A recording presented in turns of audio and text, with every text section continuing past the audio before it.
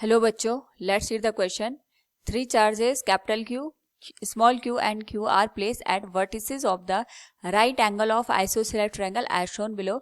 The net electrostatic energy of the configuration is 0 if the value of capital Q is. Now to answer this question, first we will discuss here the key concept, and here the key concept will be electrostatic energy. यहाँ पे अगर हम बात करें electrostatic potential energy की, it is given as U equals K into Q1 Q2 divided by A, या फिर हम कह सकते हैं जो डिस्टेंस है उसको R से इंडिकेट कर देंगे.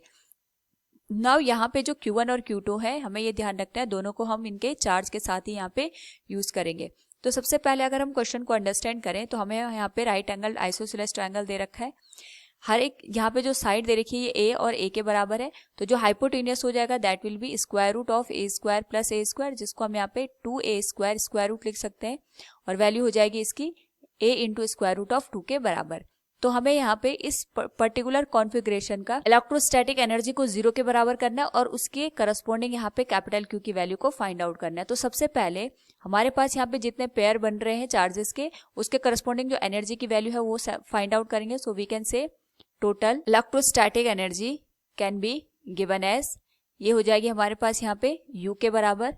सो from here we can write it will be U equals, इन दोनों को मिला के हमारे पास एक पेयर बनेगा that will be K into Q1 into Q2 that will be K square divided by A, plus इन दोनों को मिला के यहाँ पे एक पेयर बनेगा that will be K into capital Q into small q divided by A, और इन दोनों को मिला के यहाँ पे तीसरा पेयर बनेगा that will be K into capital Q into small q divided by जो डिस्टेंस आएगी यहाँ पे that will be square root 2 into A के बराबर. नाउ यहाँ पे जो U की वैल्यू आएगी that will be K into small q हम कॉमन ले लेंगे डिवाइडेड बाई A को भी, तो रिमेनिंग जो वैल्यू बनेगी that will be small q plus capital Q plus capital Q divided by square root of 2 के बराबर.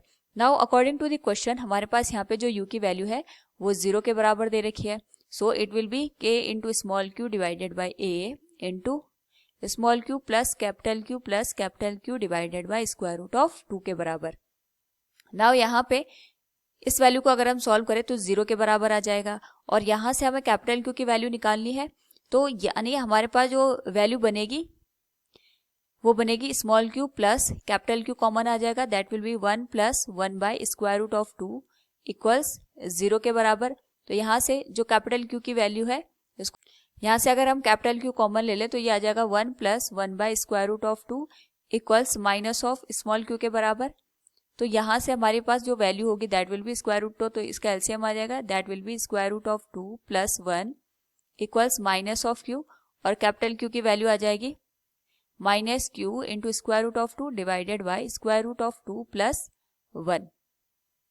नाउ यहाँ पे अगर हम कैपिटल Q की वैल्यू को और रैशनलाइज करके लिखें it will be small q into square root of 2, ये आ जाएगा स्क्वायर रूट ऑफ 2 माइनस 1, और न्यूमरेटर के बाद अगर हम डिनोमिनेटर को सेम टर्म से मल्टीप्लाई करें तो ये आ जाएगा रूट 2 का square that will be 2 minus 1.